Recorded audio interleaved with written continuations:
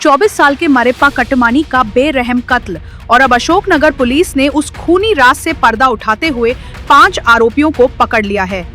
गुलबर्गा के हीरापुर एरिया में कुछ दिन पहले जो खूनी वाकया हुआ था, उसने पूरे शहर को हिलाकर रख दिया था। सिर्फ 24 साल का नौजवान मरेप्पा कट्टमानी बेरहम तरीके से हथियार से मार दिया गया।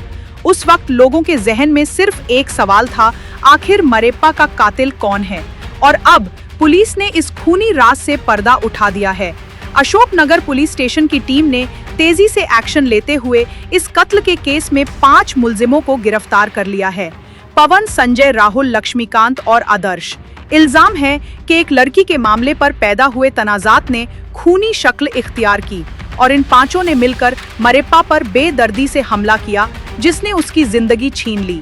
पुलिस ने तमाम आरोपियों को जुडिशियल कस्टडी में भेज दिया है और तहकीकात अभी जारी है।